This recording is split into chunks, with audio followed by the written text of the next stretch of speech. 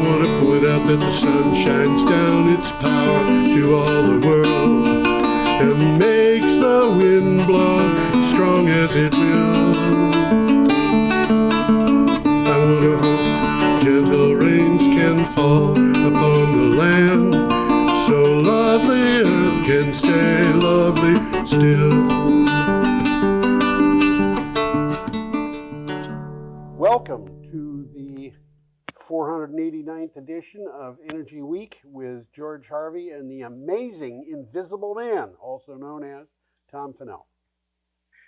In the flesh. In the flesh. In the flesh at his home. Okay, as I said, this is the 489th edition of Energy Week. And we're pushing 500. We are indeed. The show starts with news on September 8th, and it ends with news on September 14th.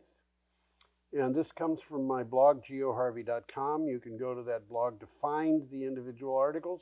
You can click on a date on the calendar, but there's also a couple of links down below. One is a place where you can download the material that we use for the program, which includes links to the individual articles.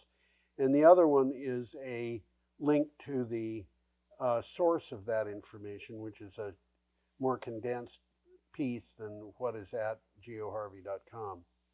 Well, some of these are well worth pursuing if you've got the time, you know. Yeah, absolutely. Some are very in-depth and well done. Okay. You all set to go, Tom? I guess I am. The first article is from CNN, and I have to apologize for that photograph because it's such poor quality, but I wanted to show a picture of the flood as it is actually going on. Well, it's a nasty flood, I tell you that. Yeah, what's the title? It's covering a third of the country. Yeah, a third of the country. Imagine that. That would be like a flood that covers the entire Mississippi basin or something. You know, it's like, just imagine a third of the United States being covered by a flood. Okay, what do you have for title? Flood in Pakistan. Oh, well, that's the name of it. That's the title of the picture. The title is, quote, "We are going to drown. Villagers trapped as Pakistan's largest lake overflows." In Pakistan, Lake Manchar, which has swelled to an area of hundreds of square kilometers due to the combined effects of heavy monsoon and melting glaciers, breached its banks, leaving nearby villages under several feet of water, and many residents were trapped. And these poor people just kept having to move to higher and higher ground. And the government of Pakistan now says that it's going to take maybe 6 months for the water level to recede fully. They'll never recover from it. Well, I don't know. You know, people are resilient, you know, but they're not going.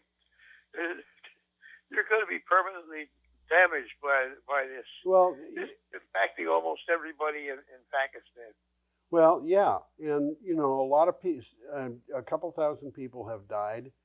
Hundreds of thousands of animals have died. You know, I'm talking about agricultural animals, cattle and so forth. This is very, very hard, and the extra heavy monsoonal rains are something they can expect to see again in the future because we've talked about this many times. The warmer weather with climate change means heavier rain and warmer air can contain more moisture. Right, and the glaciers are melting at the same time.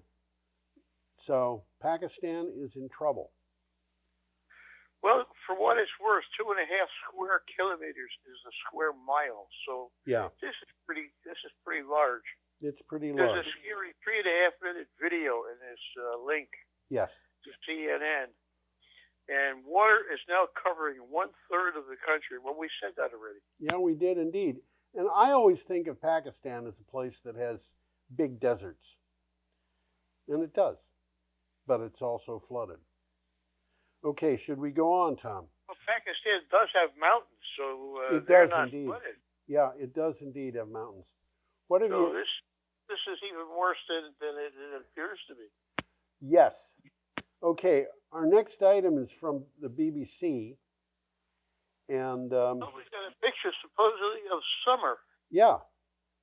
And what are they, cattails? I don't know. No, Something they're not. like They're not cattail, cattails. I don't know what they are. What do you have for a title for the article? Europe's warm summer shatters records. Yeah, this summer was the hottest on record in Europe. The European Union satellite monitoring data shows this. Heat waves and drought saw June, July, and August shatter previous high marks for temperature. The Copernicus Climate Change Service said the data showed Europe in August in Europe was the warmest month on record by a substantial margin. Well, globally, August was the third warmest yet recorded. Yeah. And, you know, I want to mention something about records. There was a thing that came up at about the same time this did, in which a climate denier, and I don't remember who he was. He might have been a news person. He might have been somebody in Congress. But he said, look, we just had a record set for cold temperatures. Obviously, climate change is not happening. A record set for cold... I recall somebody saying that. It was yeah. a congressman or something. Yeah, and the thing that people, you know, he didn't realize is when you say a record was set for a cold temperature, it's referring to a place on a date. That's weather. If you want to talk about climate and weather. What? The difference is between climate and right. weather. And the difference, you can see the difference when you think about this, and you realize that when you're talking about weather, that's the record set. When you're talking about climate, the statement might come out like this. In the 1960s, in an average year, as many cold records were set as warm records. But in the 2000 teens, we had 10 hot weather records set for every one cold weather record. And that, when you say something like that, you're talking about climate. The climate is changing, it is warming. We are still getting cold weather records, but we're not getting anything like the number of them as we are getting of hot weather records. Okay, Tom, do you want to go on? Well, we got a nice picture of the U.S. Capitol. We do indeed. It's because this, actually, read the title of the article. It comes from CleanTechnica. NRDC, and I'll mention what that is in a second, to Congress. That's Don't right. pass pollution measure that enables oil emissions tampering. Wow. The NRDC is a Natural Resources Defense Council. Right. A proposed air pollution exemption now before Congress would harm U.S. air quality and Americans' health and welfare, according to testimony given to the Senate Environment and Public Works Committee in a hearing on September 7th. And what they're saying is this exemption would allow the auto manufacturers to tamper with emission standards. Well, the exemption particularly is for these aftermarket defeat devices, which turn off the vehicle emissions controls while they're testing them. Yeah. And wasn't there a scandal about this involving it some comes of the up? Yeah, it comes up every couple of years. That was what the VW scandal was all about. Yeah, exactly. And they're then cheating. There were others. So they're cheating. Yeah, in other words, something is going before Congress that would allow the people who are doing this to cheat. You know, let's have a law that says it's okay to cheat. I wonder how many contributions permitted this legislation. I have no idea, but you know, this is an intentional, in my opinion, an intentional open corruption. Corruption is the exact right word. Yeah. Okay. Let's move along here. We got a nice picture of a car. Model Y. Yeah, and the article is from CleanTechnica, and you have a title for it, I'll betcha. Tesla Model Y is the safest automobile in Europe. Yeah, let's put this Model Y up so everybody can see it. These cars are sold in the United States too. The Tesla has long topped the line for topped the charts in the United States when it comes to detailed breakdowns of the NHTSA safety analyses. 4 Tesla models have been rated as the safest cars in the United States. Now, Tesla has taken the #1 spot in Europe also. With the Model Y, it got the best score ever recorded in Europe. Well, NHTSA stands for the National Highway Traffic Safety Administration. Right. We got the right people here. Yeah, that's in the United States. Independent analysis confirms that Tesla leads in safety. Yeah. Across the board. They're safe cars. They're safe cars. You know, and you do hear about the batteries catching fire and, you know, stuff like that, which happens rarely. Tom, how many times have you seen an ordinary U.S. car, which means powered by a gasoline-powered engine, fully engulfed in flames? More than once. I can think of a couple of times. This is pretty scary. And gasoline, you know, if I were to choose a chemical not to have in my garage, gasoline would be one of them. Well, gasoline, when you come right down to it, it's kind of dangerous to handle. It's dangerous to handle. It causes cancer, but you know, I actually looked for the number of gallons of gasoline evaporated into the air, or a gallon of gasoline evaporated into the air. How many sticks of dynamite is that the equivalent of? And I came up with a bunch of different numbers, which ranged from 20 sticks of dynamite to 80 sticks of dynamite. Now, that's what you're you know, when you pull your car into your garage, that's what you're holding in your garage. And, you know, there have been a number of people who have said it's safer to store gunpowder. Actually, it is. Yeah, it is. Yeah. Okay. So let's move along here. We got a picture of some funny-looking things here out there. We do. Let me put that picture up. What are those things? Oh, they look like wind turbines. Do you suppose that's what they are? They look like little bitty. Oh, they look very much like it. They look like they're so small, though. I have a feeling that they're not small. This is from Yahoo News. Switching the whole world to renewable energy could pay for itself in just 6 years. Yeah. Transitioning nearly, whoops, hit the wrong button there. Transitioning nearly the entire world to an efficient and renewable energy system would cost about $62 trillion, according to analysis by researchers at Stanford University. Nevertheless, that's gigabucks. Huh? That's gigabucks. That's a lot of money. Just imagine the party we could have in Vermont on $62 trillion. Nevertheless, the transition would pay for itself in 6 years. They're saying we would save like $10 trillion a year if we went to all renewable energy. You said 10 trillion. Yeah. It's more than that. Yeah, I know. Not by much, but it's more than that. Yeah, I know. Private energy costs would drop by 62%, or about $11 trillion each year. 11 trillion. So there you go, Tom. Savings would outweigh all the initial building costs. Yes, absolutely. We could do this in 6 years. Yeah, that's right. If we had the manufacturing facilities to do that in 6 years, we don't. But anyway, okay, our next item, should we go on now?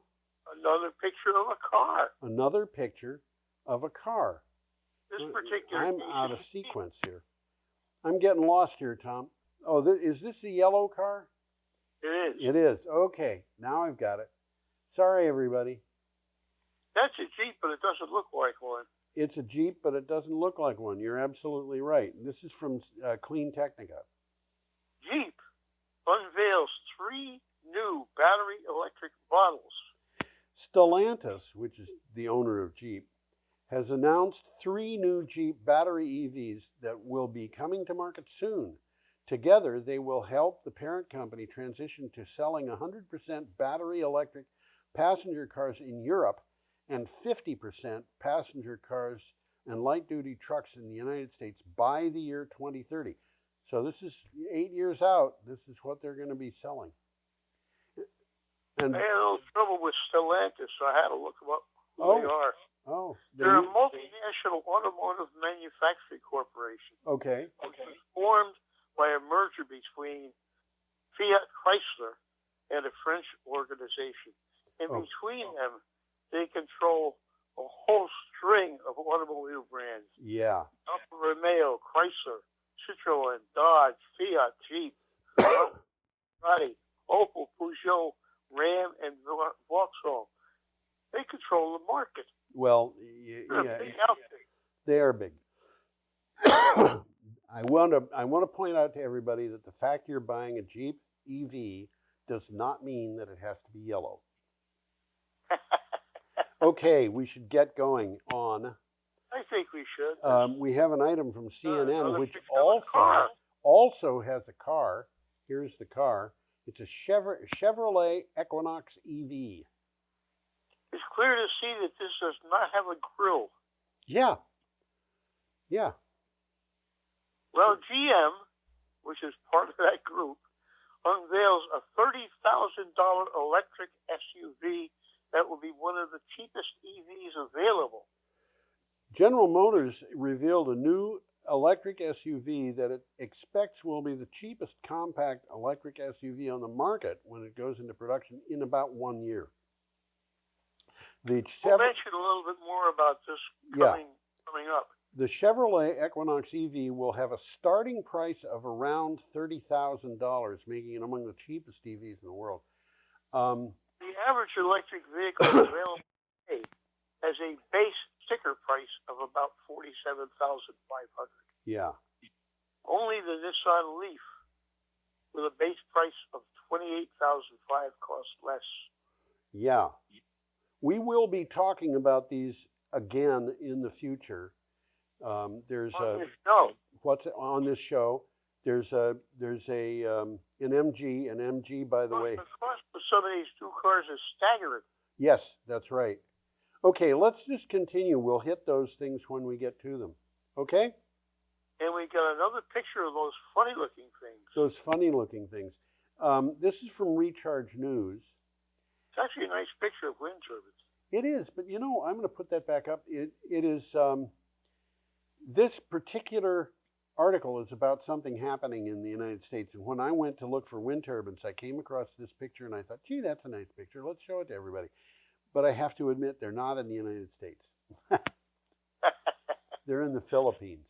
But nevertheless. Well, NextEra goes full bore to extend lead in emerging $2 trillion U.S. renewables power play. Yeah, I was stunned when I saw this. NextEra Energy, a United States renewables developer pace setter, plans to invest $85 to $95 billion in energy storage and generation projects through 2025. So this is in the next 3 years. They're going to. This is going to be like $20 billion a year. This one company, NextEra, is going to be doing in renewable energy. Well, they're not just a company. NextEra is the largest electric utility in America. Yes. So, and they're going to double down on battery storage and solar and wind development. Yeah, and they're going and they're getting their feet wet. They're getting their feet wet, and they say that they expect that it's going to be a $2 trillion clean power market.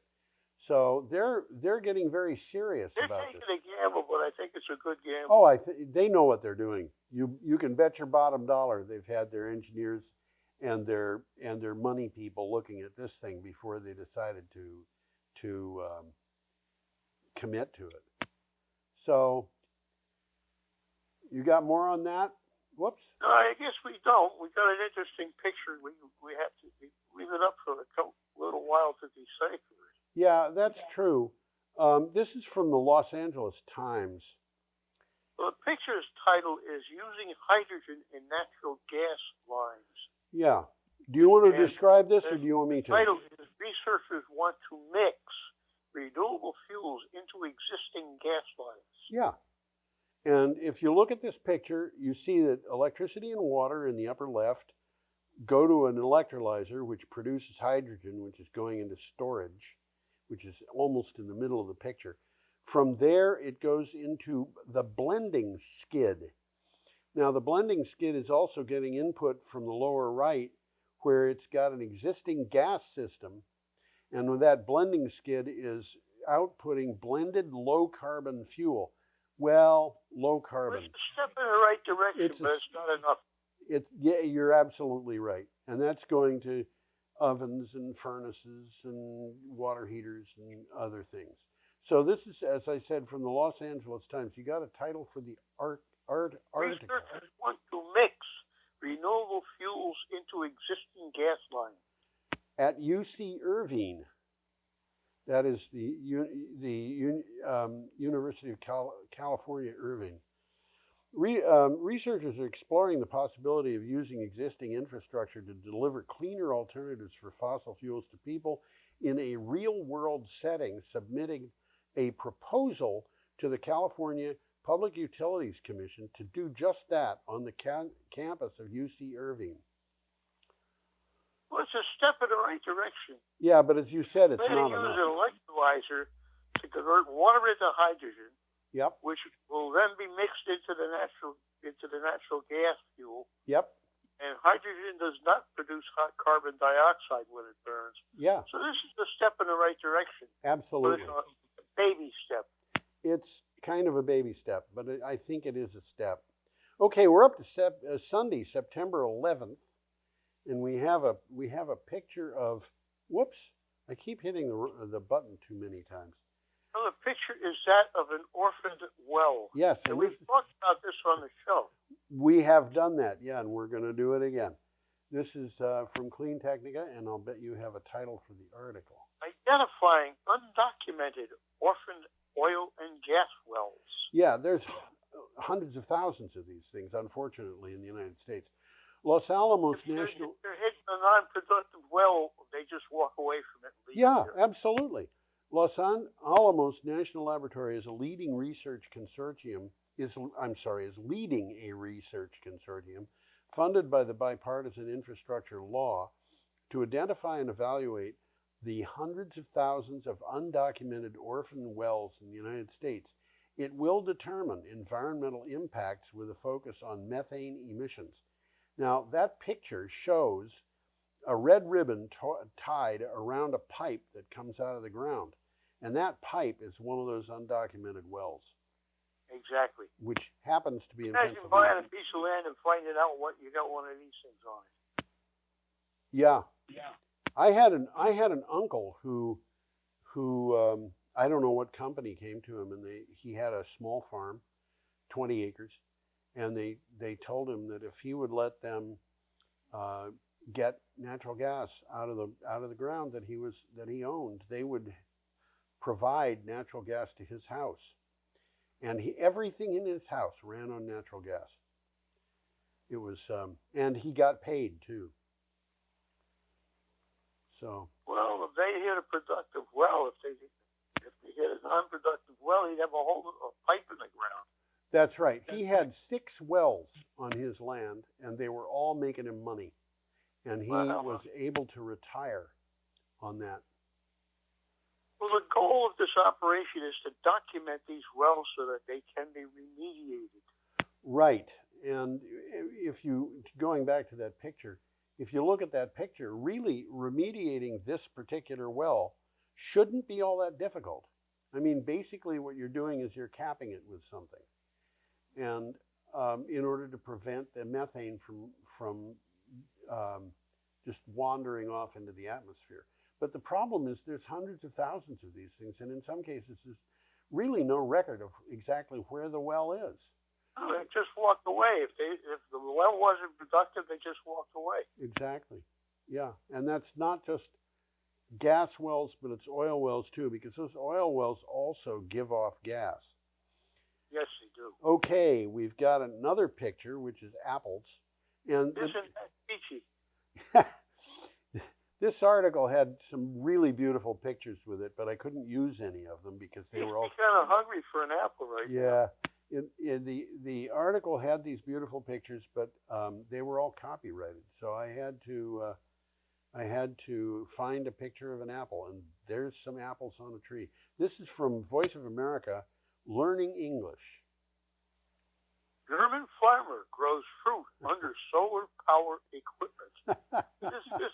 This is a good thing because it's a portent of things to come. Yeah, you always say you can't grow corn under solar panels, and this just makes me think, what? A German farmer is successfully growing apples beneath solar power equipment that produces electricity. Many of the farm's trees grow beneath solar panels that have been producing power. In addition to providing electricity, the panels protect the fruit from by providing it shade. Well, this is kind of interesting. It's a win-win situation. Yeah. Design protects the trees from getting too much sun. Yes. Without reducing the available growing area. Yeah, we've talked about this. This model makes the most of their land and establishes a second way to earn money. Yeah, and we've talked about this before with other crops. The one that I keep coming back to is potatoes. We're going to hit this one again. Yes, we are. Okay, should we move on? There's a nice picture of some solar panels being installed. Yeah, we do. This is an article from CleanTechnica. Let me put the picture up. This is, yeah, go ahead, Tom. What do you have? Sunrun. Yeah. And Tesla Solar.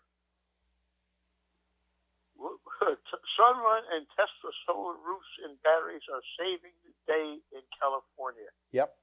Now, this, actually, I'm a little angry about this, and I'll tell you why.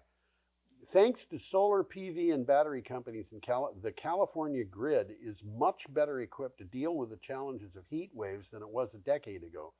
A leading force in these industries is Sunrun, the largest home solar and battery storage company in the United States. And the thing that has me upset is California's been in a terrible position, and they're able to keep producing power where they wouldn't have been 10 years ago because they have these solar panels and batteries, and I should mention wind turbines also. And yet, there are news organizations that have articles about how the California grid is endangered because of its adoption of solar power and wind power and batteries. And these articles are coming from places like Texas, which had that horrible blackout during the winter recently, and Florida and so forth. And it's a political attack. It's really sad. Yeah, the political attack is exactly right. Yeah. Doesn't jive with reality. Yeah, absolutely. Well, California's sun provides electricity during high demand periods of the day. Yes. But as the sun starts to go down, the solar system stops collecting. So then battery storage does the extra heavy lifting and comes to the rescue. Yeah, and the batteries don't have to have, days worth of electricity harvested and ready to go. They only need a few hours worth. So it's there's all sorts of batteries. I mean, the flow batteries use just water. Yeah. Okay, we're up to Monday, September 12th. And what do we have for that? All day. Something else that we are accustomed to seeing. Yes. Solar energy. This is from The Guardian. And what do you have? Finish saying what you were going to say. I was going to say, what do you have for a title, Tom? Go ahead. Reason for cautious optimism. The good news on the climate crisis. I was really pleased to see this.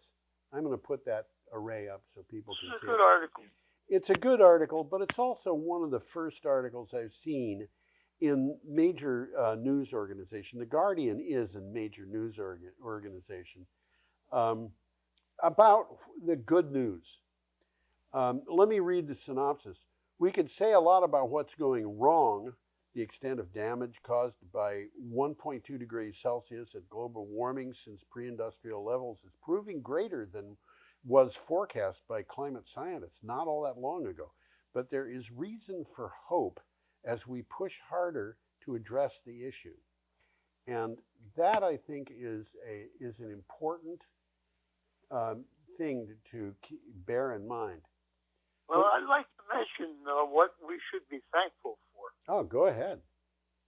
We got falling emissions in China.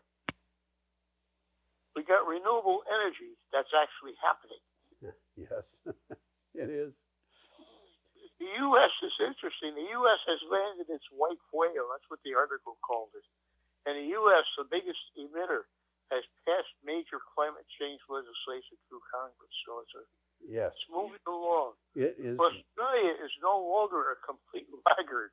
Yes. The Australians have passed his first climate change legislation. And finally, this is the final one. Rich investors are finally starting to step up. Finally, this is something that really boggles my mind. They couldn't do the analysis that would show that this was going to be a money-making situation. And, rich investors have been... They're starting to realize that now. Yeah, they are. I think a lot of it was just inertia. I think that's a good word for it. It's kind of mental inertia. Yeah, I think you're right, Tom.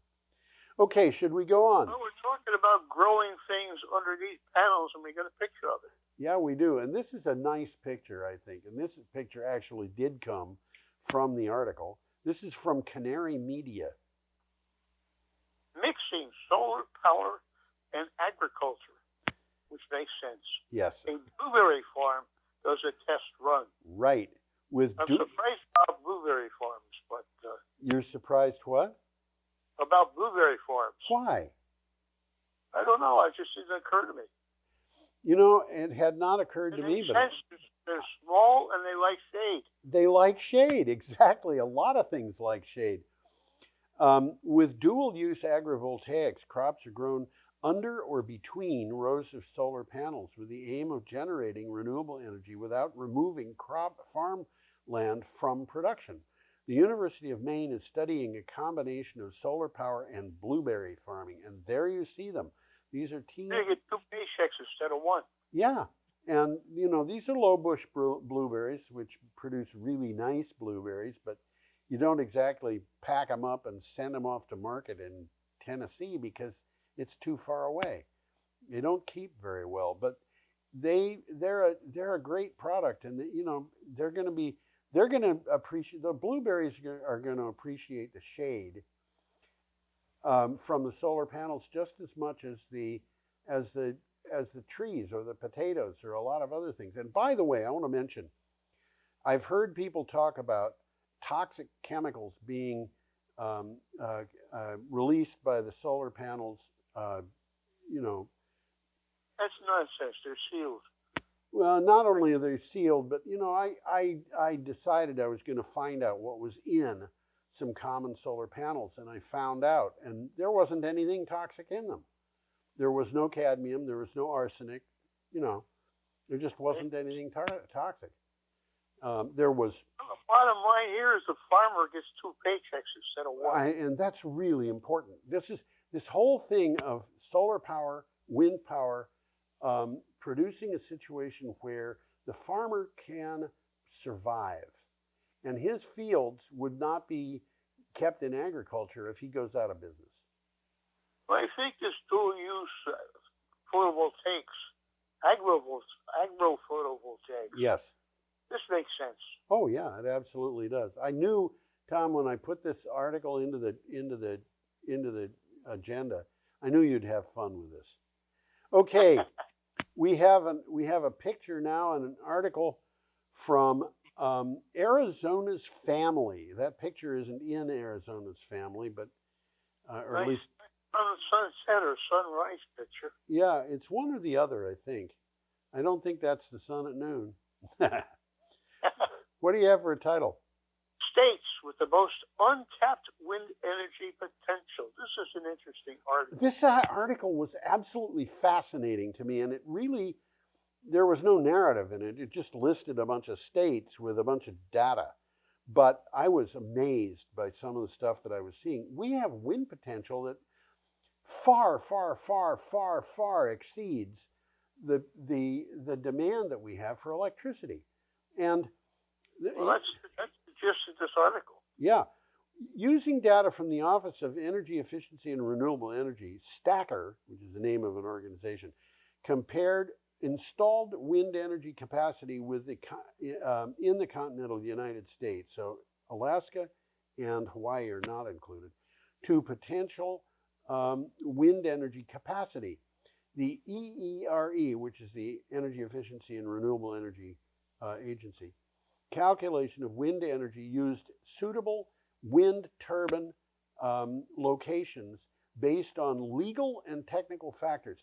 So they only looked at areas where it was possible to build wind turbines. They didn't look at... They're comparing it with the total output of electricity in that state rather than with the availability of wind energy or availability of wind for energy. And the potential for the states that had a lot of wind energy already installed, the potential to grow is just gigantic. It's absolutely gigantic. Well, they've listed these states in order of how many megawatts they're generating. Right. And Vermont is number 41. Well, Vermont is also kind of small compared. Well, it's kind of small, but we're using very little of our potential. And that's the important thing. I think the first state on the list was Rhode Island. And Rhode Island is already using close to, I forget the number, maybe you've got it in front of you, Tom, I don't.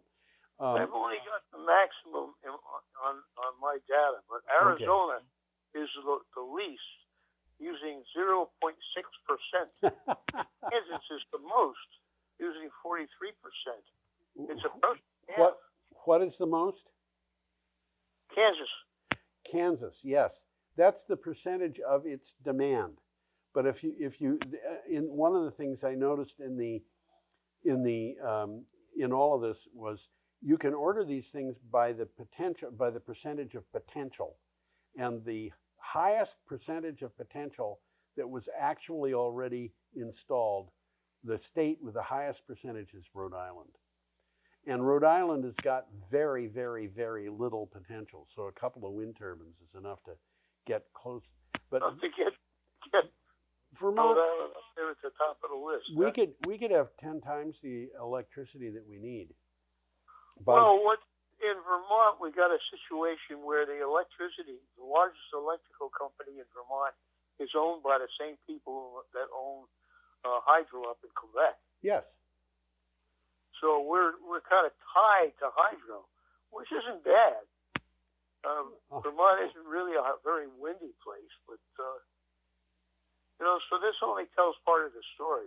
Vermont's still using a great percentage of renewables. Right. Okay. Should we go on? Yeah, we'll move along and take a look at a deserted yacht. That's not really a yacht. It's not a yacht. It's some kind of working boat. I'm not sure what kind. Well, the article says, and I quote, "Are dying rivers a warning of Europe's future?" Yeah. That boat was that's one I found to go with this article on the internet. That's from Unsplash. And that boat is at Northern Ireland. You don't think of Northern Ireland really in a drought that's beaching boats. And, but if you look in the background there, this is Ireland, and the grass in the background is some of it is green, and some of it's kind of gray-green, light, dried looking. So anyway, This is from BBC. Nearly 2/3 of Europe suffered drought conditions this year, the worst in 500 years. Scientists say global warming has played a large role in the crisis. Crops were lost, river shipping slowed, nuclear power plants were shut down. It's also true that coal plants were shut down and gas-powered for lack of cooling water, but extreme weather is becoming normal. Say that again, because that's a truism. Extreme weather is becoming normal. It's not going to be extreme anymore. It's going to be what just happens. Well, for what it's worth, Northern Ireland is not a geographical location. It's a country. That is correct. It's part of the United Kingdom. I wonder how much longer that's going to go on. Well, they've been fighting about that for 300 years. Yeah, I suppose they have. I'm kind of an Anglophile, kind of. But what the British have done in Ireland is not something they can be proud of. I absolutely agree. I'm kind of an Anglophile. I'm also very proud of my Welsh and Scottish and so forth ancestors. But, and even Irish. I've got Irish ancestors. And Manx. You're a mongrel, huh? I'm a mongrel, yeah. One of my important... You got Irish and Manx in you, too? I have, and William Kennish, you can actually look up in Wikipedia, is an ancestor of mine. He's, I think, my grandmother's grandfather. And he was one of the more important people to come from the Isle of Man. And he died in 1862. And anyway, you know, I am a bit of an Anglophile, but there's no excuse, I think, for the things that have happened in Ireland.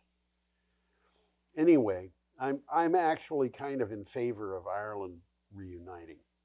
I don't want to get too political, but that's how I feel. Well, ultimately it will be, but it could be quite a while. Oh, it could be. One of the reasons is that the British packed Northern Ireland full of Scotsmen. Yeah, absolutely. So-called Scots-Irish. That's right. If you have ancestors or friends or whatever who claim ancestors who are Scotch-Irish, that's what they're talking about. They're talking about Scottish people who were sent to Ireland to populate Ireland with Protestants. And I think that happened under Cromwell. I'm not sure. Do you know, Tom? I think you're absolutely right. Yeah, it was kind of... That's exactly right. Cromwell did it. Okay, should we go on? Yeah, we're looking at a picture of a kind of comfortable guy, and they tell me he's on a train. There's not a blackboard in the background. That's a window. Yeah, he's got a curtain across his window so he doesn't get... Have you ever ridden on a train at night, Tom? Yes. And you know what it's like to go... Yeah, myself and my sister took a cross-country ride on a railroad one year. We went from the East Coast to the West Coast. Oh, man. I went on a night train, and I had a one of those, what do they call them? It's what this guy is in. It's a berth in a little separate room sort of thing. We call it a roomette. A roomette, okay. And the window shade was up, and I kept getting waked up every time we went through a station because there were bright lights all over the place. But anyway, this is from CleanTechnica, and what do you have for a title for the article? Ditch the plane. Take the night train. I love this. People who travel by train leave a carbon footprint 50 times smaller than those who fly. I'll put that a different way. The carbon footprint of a train trip is 2% of the carbon footprint of a plane trip. Recognizing how dramatic the difference is, many Europeans now prefer to take trains rather than flying. Nightjet, a service of the Australian Railways, is increasing the allure of train by adding 33 custom-designed trains. These are trains that run at night, and they are intended, you know, to be very comfortable. So you could get onto a train in Vienna and pretty get off. comfortable. Yeah. You see this picture, it's representative. Yeah. And that's exactly what they're striving for. Yeah. And they're looking for ways to make it more attractive to ride a train. Right. So you could get on a train. It makes sense. Yeah. You could get on a train in like Vienna. riding on trains. You could get on a train in Vienna and get out in Paris. You go to the train in the evening, and you get off in the morning. Nothing wrong with that. Yeah, and as opposed to flying, you know, it's a lot more climate friendly. Oh, it is. I think I've told you I used to live in Winchester, New Hampshire, and work in Washington D.C. and I did a commute that was once down and once back each month, and I never went by plane because it was so inconvenient compared to the train. So there you have it. Well, given my choice, I would prefer to take a train. Oh yeah, the plane saves time, 2 hours. I have to go through all of that nonsense of going through an airport to save 2 hours, so I can get to my hotel destination at 5 in the afternoon instead of 7. What kind of nonsense is that? Oh well. Anyway. Well, my sister lives in Jacksonville, Florida. That? Yeah. My sister lives in Jacksonville. Yes. I could get on a train here in Brattleboro. Yes. Take me to Washington, D.C., where I have to get off. Pick up another train, it'll take me to Jacksonville. Yeah. Yeah, and the train by plane is a royal pain in the neck. Yeah, now the train you have to switch to in Washington, D.C. is in the same station. Yes. So it's just walking across the station to get to the new train. It's about an hour wait. Yeah. I've looked it up. Now, I'm not saying that trains everywhere are easy. I tried to get figure out a train route to Kenosha from Brattleboro, and I found I could get there easily. I could not get back easily. So they're not always easy. Anyway, our next item is from Inside Hook, and I'm going to put up the boat. And we got a picture of a lobster boat. That's what it is. And we have a title. What do you got for a title for the article? The Gulf of Maine and its lobsters are at risk from climate change. Yes. According to an article published earlier this year in the National Fisherman, 82% of lobsters caught in the United States come from Maine.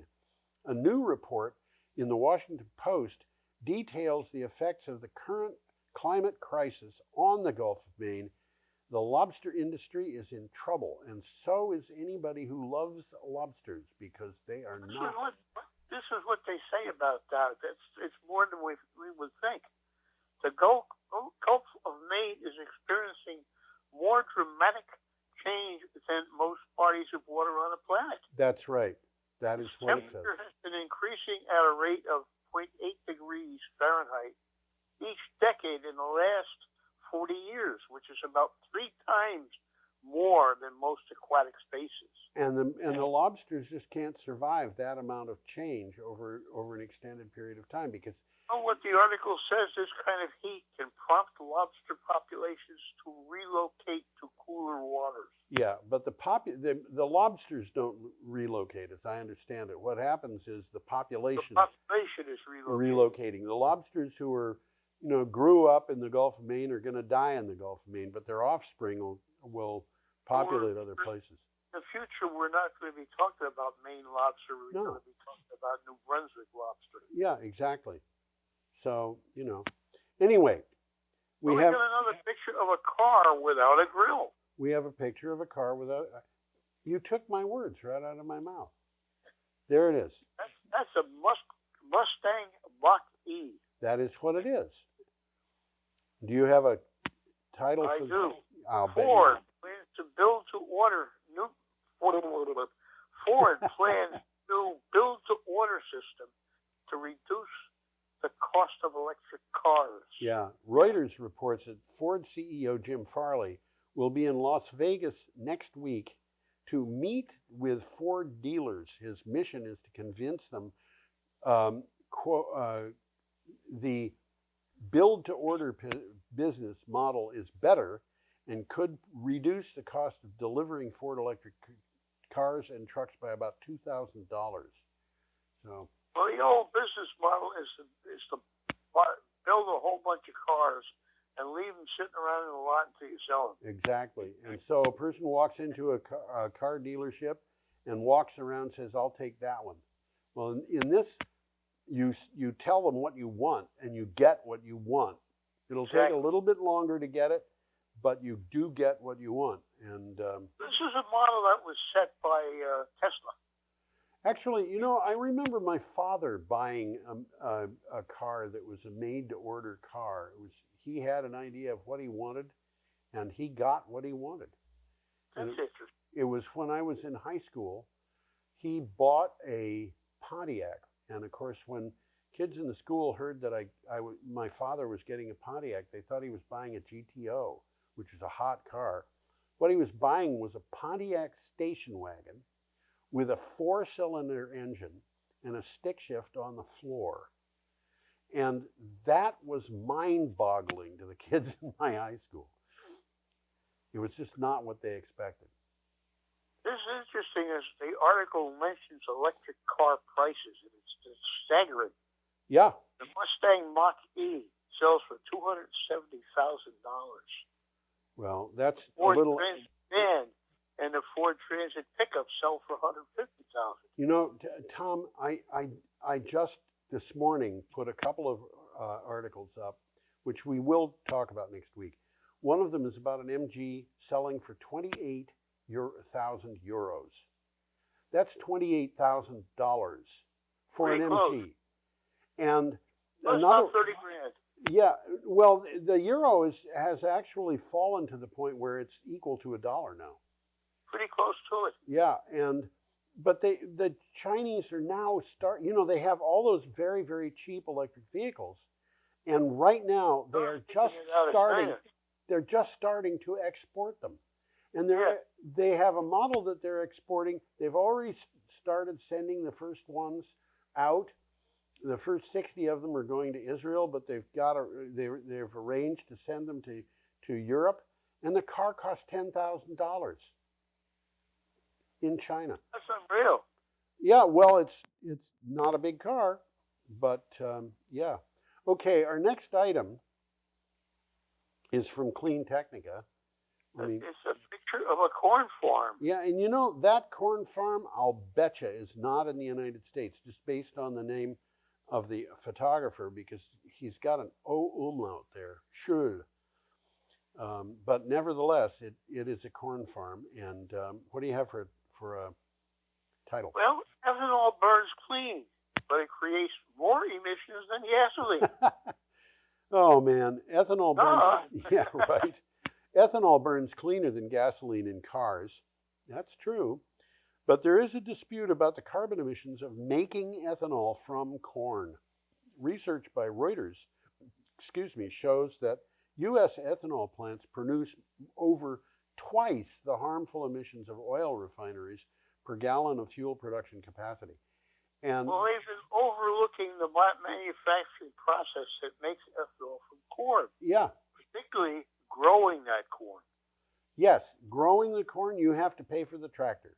That tractor is going to be powered by something that burns fossil fuels. Well, we're turning to electric tractors, but we're not there yet. But then you have to go through a whole... Ethanol, Go ahead. Because ethanol plants in the U.S. produce more than twice the harmful emissions per gallon of fuel. We have to use a rational approach to dealing with emissions and dealing with, If you're growing corn to produce ethanol, that is producing emissions. Yes, that's absolutely right. And you know, they're playing games with us, really. I keep coming back to what I learned in the 3rd grade in Illinois, in a classroom. A third of the kids in the classroom came from farms, and the teacher was very sensitive to this, and she said there are 3 crops that are devastating to the soil, and those 3 crops are cotton, tobacco, and corn. And so locally, of course, it was corn, and the farmers just had to fight to get the soil to stay productive. It was not going to stay productive unless they fertilized it, unless they, and it exhausts the soil pretty rapidly. It does indeed. And this was the thing that George Washington Carver did for the South that was so wonderful, which was to introduce peanut farming. And as we know, that produced a president of the United States, Jimmy Carter. How about that? How about that? Should we go on, Tom? Yeah, we got a picture here of some funny-looking things. You say they're wind turbines. They are wind turbines. I'm going to put that. I'm just having a terrible time juggling pictures here today. Yeah, these are wind turbines, and I don't know where they are, and I can't quite figure out why those fields look whitish. And I think it may be because they've been putting down fertilizer that's white. I would guess that. Yeah. I'm looking at the picture. Are they solar panels in the back? I don't think so. I think that's just more They fields. look kind of bluish. Yeah, I don't know. Anyway, this is from the BBC. What do you have for a title? Switching to renewable energy could save trillions. Yeah, this goes back to that thing that we were saying earlier. Switching from fossil fuels to renewable energy could save the world as much as $12 trillion by 2050. Now, that is a very much lower figure than we had in that article earlier in the day. But it's a different study. According to Oxford University study, the report said it was wrong and pessimistic to claim that moving quickly toward cleaner energy sources would be expensive. Well, given the scientific disputes surrounding ethanol, these claims are dubious. Ethanol. The model overstates corn yields resulting from an underestimate of Tom, emissions. we've moved on from that article. Oh, Switching to renewable energy could save trillions. yes, we do. Okay. That note comes from that article. It does. Okay, I thought it was coming from the previous article. Well, they're on similar things, really. Well, they are. You know, we've got these. Basically, what this is saying is that we're going to save a lot of money if we don't buy fuel. Well, they're talking about biofuels, and they're a charade. They're a way to keep the internal combustion engine alive and well for future decades. Yeah. Okay. I think that is our last article. In fact, I'm sure. It is that. And we have a wish for everybody to have a conspicuously happy week. Are you going to say it, or am I? You say it, Tom. I've been practicing. Y'all come back now, you hear? Okay, I'm going to say it also. Y'all come back now, you hear? Was that good enough? Tom is waving. That was good enough. Tom is waving. I know it because I know Tom. And I hope everybody has a wonderful week. And there you have it. Have a conspicuous